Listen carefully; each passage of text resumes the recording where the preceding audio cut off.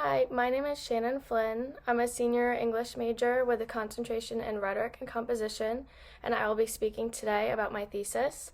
My research is titled Dangerous Rhetoric: Stopping the Spread, and was created in response to the rhetoric surrounding the COVID-19 pandemic.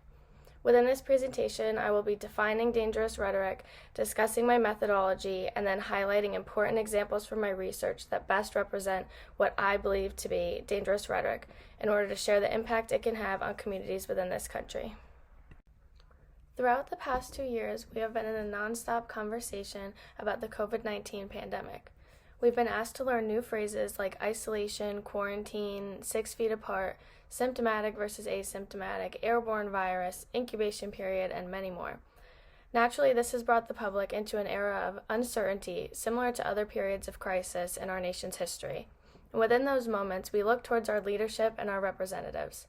I bring this up because it is within this need for information and communication that rhetoric becomes so important. Within the earliest months of the pandemic, common questions circulated online, within the news, and within our communities. These included, how do I keep myself and my family safe? What can we do or not do anymore? How can I pay my rent? Are grocery stores going to be restocked? What's the difference between isolation and quarantine? Who do I trust to guide my choices to keep my family and I safe? Where did this come from, and what are we going to do to stop it? These questions, along with many more, present countless opportunities for elected representatives, public figures, and friends and family to communicate and share information. Within this communication comes rhetoric.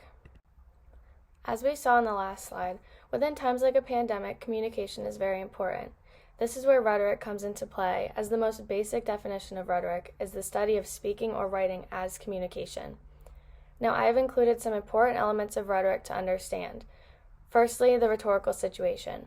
Within any conversation, there is the rhetorical situation, the concept of all the pieces of a certain speech or essay all coming together.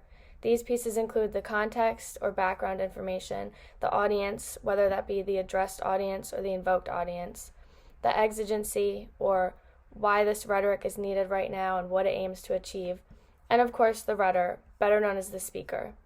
The rhetor is especially important because, as we know in rhetorical studies, each speaker brings forth their own set of ideologies, their own beliefs and values, all along with them. Within the COVID-19 pandemic, we have heard many people speak about ways to protect ourselves and our families and what we each need to do to stay safe. Each of these people we hear from may come from a different background, hold different political beliefs, and value different things, and all of these factors will be important within their rhetorical situation. A person's ideologies are always present in the rhetorical situation because we carry these things with us. This has been established in the literature and rhetorical studies. For example, Grant Davey argues that the rhetor plays an active role within the rhetorical situation, as we can never limit the amount of identities we hold. This is important to my research because in order to identify that someone is using dangerous rhetoric, I must first determine why it is they are delivering a certain message, who they are, what ideologies they hold, and what they are bringing into the rhetorical situation, along with the audience, exigency, and context. I can use the ideologies within an artifact and make judgments on the rhetoric we have seen, because rhetoric is never truly neutral. Berlin wrote, "Any examination of rhetoric must first consider the ways its very discursive structure can be read so as to favor one version of economic, social, and political arrangements over other versions. If we know each speaker has their own vision for what they want in the world, we must expect those visions to peek through rhetoric, the very art of persuasion and communication." I focused my research on exploring rhetorics that I will be calling dangerous rhetorics. I have defined dangerous rhetoric as rhetoric that promotes dangerous, insensitive, and misleading messages. These types of rhetorics all possess underlying ideologies that attempt to sway the audience to react or adhere to the rhetor's beliefs. Specifically, throughout the COVID-19 pandemic, dangerous rhetoric is seen promoting xenophobia by encouraging the use of a scapegoat and blame placing on a certain race group within America. Under the same circumstances, we also have seen dangerous rhetoric in the pandemic that promotes anti-mask, anti-vaccine, and even anti-CDC attitudes fueled by those who value personal freedom. The ideologies I found most likely to be present within dangerous rhetorics from the COVID-19 pandemic included extreme nativism or nationalism, xenophobia, racism, anti-mask, anti-government, anti-vaccine, and anti-science ideologies, as well as capitalist or conservative ideologies. These are important to note before discussing the highlighted artifacts I've included, because being primed with these ideologies can reveal how easily spotted they are within COVID-19 rhetoric if you know what you're looking for. Then we can be more aware of how damaging they can be. This now leads me to my methodology. I examined the use of dangerous rhetoric throughout the pandemic through an ideological analyzation of speeches, policies, and other artifacts from the past 2 years to highlight that the use of this rhetoric that promotes racism and disinformation, causes direct harm to our communities. Using the guidelines of an ideological criticism allowed me to best analyze the sources for their hidden ideologies to determine the goal of the rhetor. These guidelines included focusing on the emphasized subjects in the artifact, the genre and audience size of the artifact, how the language portrays subjects either negatively or positively, and the overall message of the artifact, whether it be good or bad, about a certain institution, organization, policy, or event. The main purpose of this criticism is to discover and make visible the dominant ideology or ideologies embedded in an artifact and the ideologies that are being muted in it. As I approached the sources and artifacts I chose to analyze, I now had a step-by-step process. This included first selecting my artifact. This was mostly based on how much it was circulating in the news, social media, or how relevant it seemed at the time to that moment in pandemic rhetoric.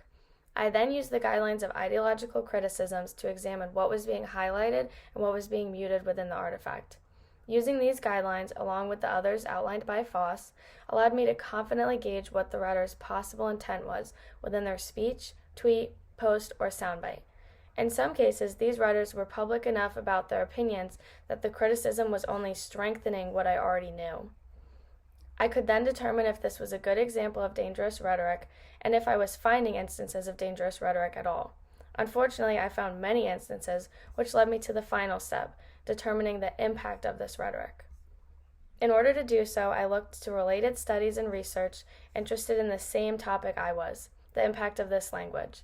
I also looked to correlated events that could be related to the artifacts I found. I wanted to then be able to prove how rhetoric, or to put it simply, words, have huge impacts, even more so in an event like a pandemic. Proving this would allow me to show the correlation of irresponsible rhetors and racism disinformation in the country, and would allow me to make the statement that it is time we hold our rhetors accountable.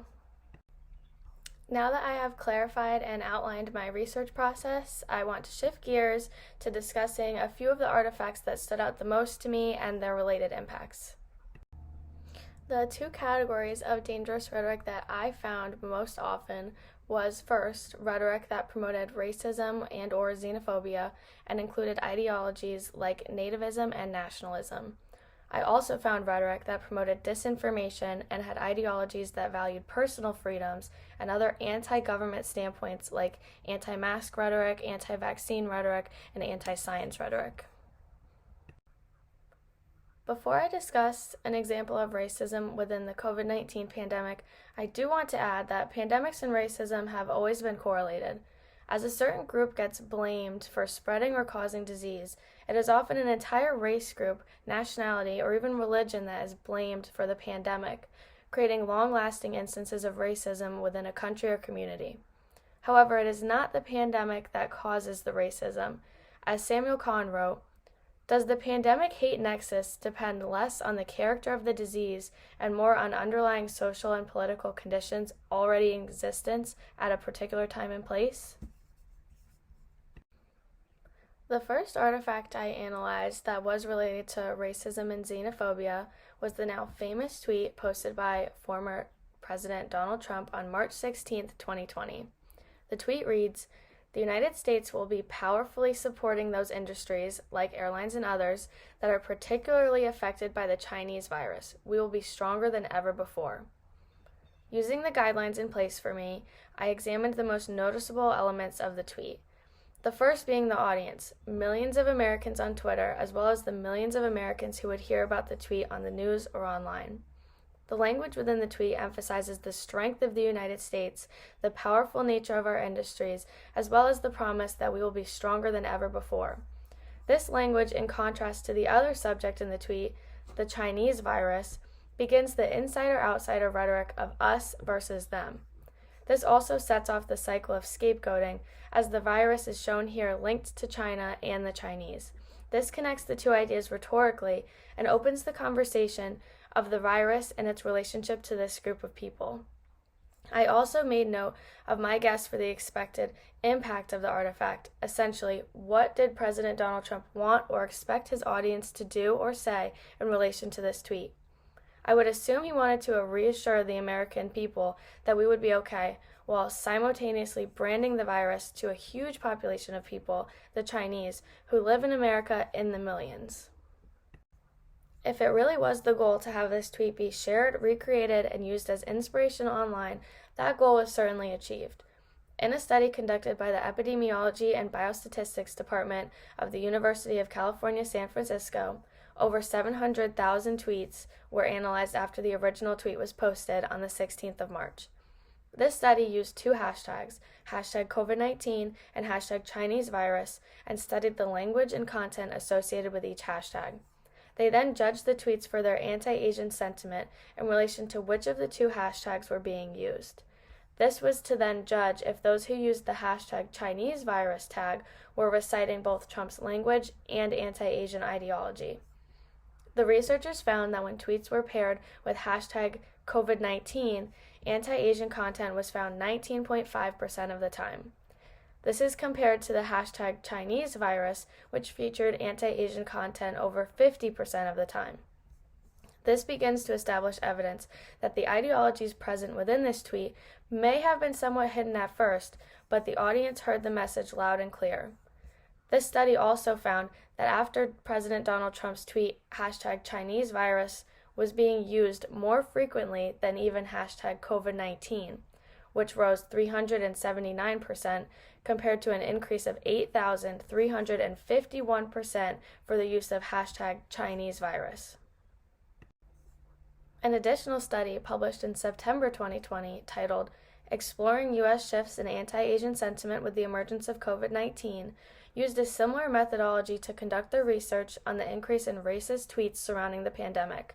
By analyzing over 3.3 million tweets and sorting them based on racist language, they found tweets referencing negative attitudes towards Asian Americans increased after the start of the pandemic.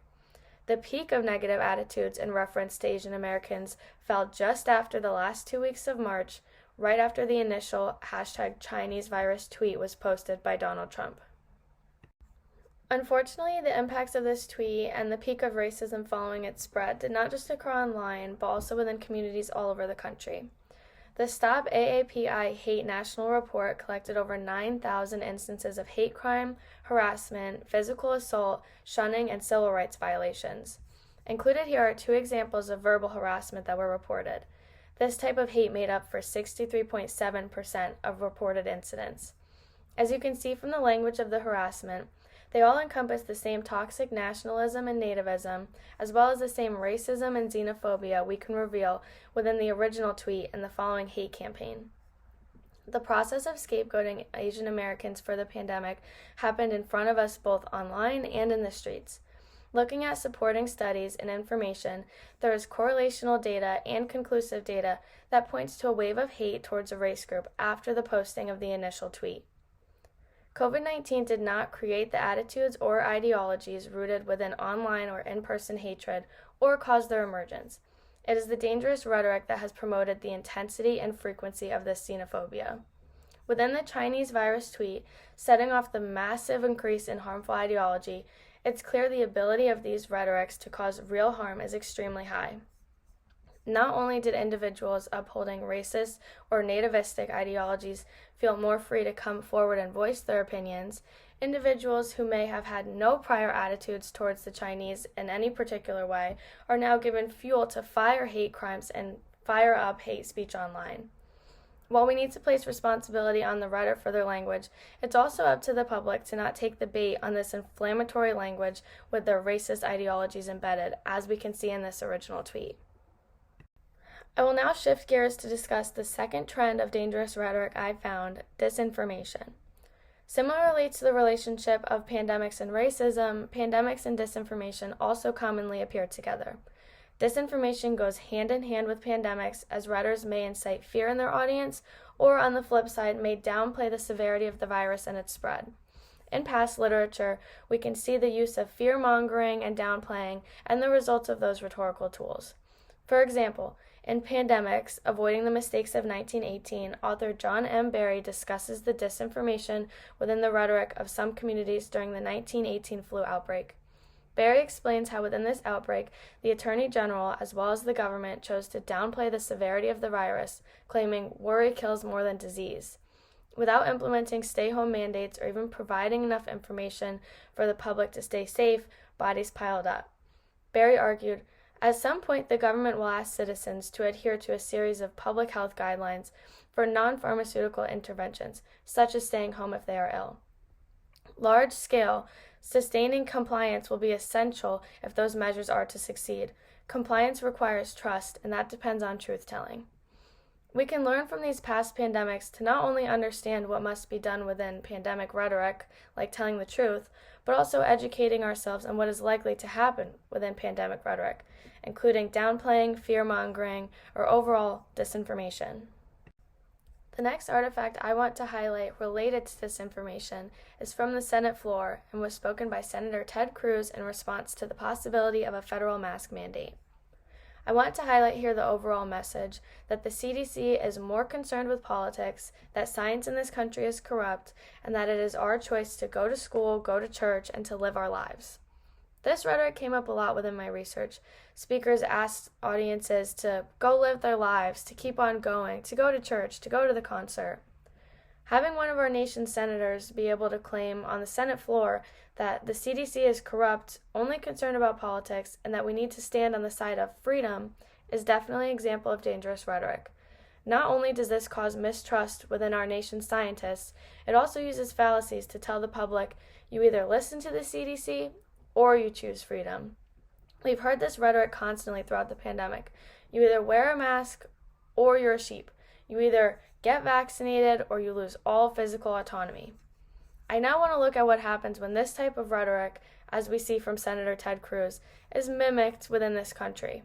I will highlight not just the specific results of this artifact from Ted Cruz, but the results of this attitude and the rhetoric Senator Cruz demonstrated. The representatives and members of the Sturgis City Council in North Dakota took a similar rhetoric as Ted Cruz, which unfortunately would cause a very notable super spreader event within the COVID-19 pandemic, the Sturgis Motorcycle Rally. This rally took place in South Dakota with over 400,000 people in attendance. At first, the event was questioned as the CDC guidelines advised against large gathering from groups traveling across the country. However, the rally was not canceled after an 8-1 vote of the Sturgis City Council. The act of choosing to continue the event may seem harmless at first, but even acts have rhetorical meaning. Rhetorically, an almost unanimous vote to continue the mask-free super spreader event would make it seem like this event was safe and that there was nothing to worry about. One performer even yelled during his set, "We're all here together again tonight and we're being human again," as if the pandemic was over. In a study done on the effects of the motorcycle rally, the study used cell phone pings and case numbers to locate non-resident cell phones at the event and connect them to later positive COVID-19 tests. They found that not only did the population in Sturgis rise 90% within the festival, but that the COVID-19 positive cases rose 35% in the weeks after the festival. Looking at policies and choices to reopen rhetorically can show how even an act can contribute to dangerous rhetoric, as this act is based on the fact that if we assume an event is safe, if we are allowed to go, however, the disinformation and rhetoric of "this pandemic is over" misleads the public and resulted in physical harm and a surge of cases. By leaning into the dangerous rhetoric of participating in events noted as high risk by the CDC, data has shown that even smaller scale activities have resulted in huge differences in the virus cases for any given town. We can see that the impact of an anti-science ideology endangers the communities impacted, especially within smaller areas. One town in particular was Barnstable County, Massachusetts, and cases in Barnstable County were analyzed within July of 2021, as a specific week of summer events and large gatherings resulted in a surge of virus cases, many of which were from vaccinated people. The choices small communities all over the country make have a lasting impact on the community. by showing the audience that the writer or organization choosing to continue events, reopen bars and clubs, and refrain from CDC guidelines. These acts all show a priority of capitalism over safety and virus cases spreading from disinformation. The disinformation being, this virus is nothing to be feared and it's not going to hurt you. Not only have our communities been falling for this dangerous rhetoric, we also have to combat the disinformation online. As our senators, public figures, and leaders continue to accuse the CDC of corruption without any factual reasons, the public will continue to distrust our scientists. This disinformation opens the door to harm because if we're not trusting our scientists and their information, who are we trusting to keep us safe?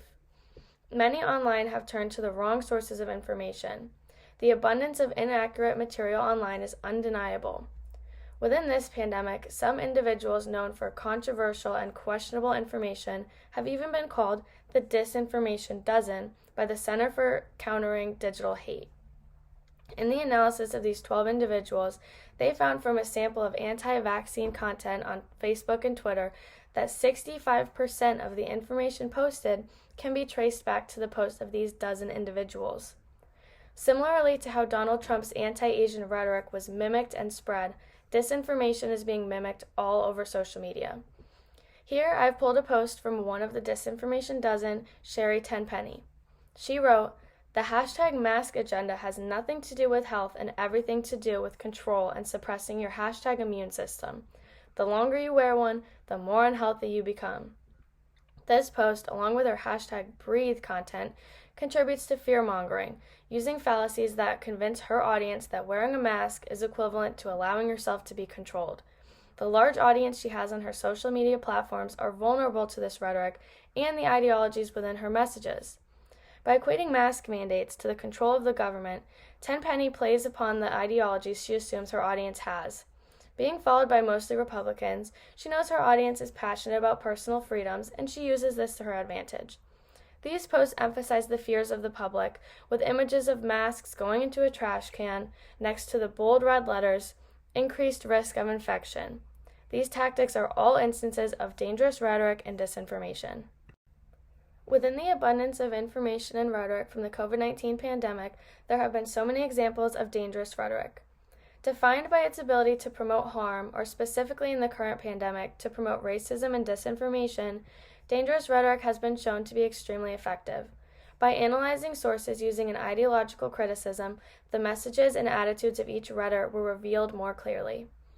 Looking at the effects of each artifact showed evidence that dangerous rhetoric exists and causes harm. Writers who choose to use dangerous rhetoric that emphasize nativism, anti-Asian attitudes, and racism were followed, reshared, and imitated within the country. The mass increase of the hashtag Chinese virus was accompanied by the increase in anti-Asian hate crimes. In addition to racism, disinformation was used by our most trusted writers, our elected officials, as well as accounts online who grew huge followings from unsure and weary Americans. The Disinformation Dozen, as well as the individual Twitter accounts sharing inaccurate information, made disinformation so widely available that it was hard to avoid it. The loaded language used when speaking out against the CDC or starting the trend of making Asian Americans a scapegoat of a globally spread virus needs to be recognizable. Dangerous rhetoric needs to be recognizable. Being able to recognize dangerous rhetoric as it is presented by the writer is a responsibility put onto the audience, and this is the only way to stop the spread. Thank you.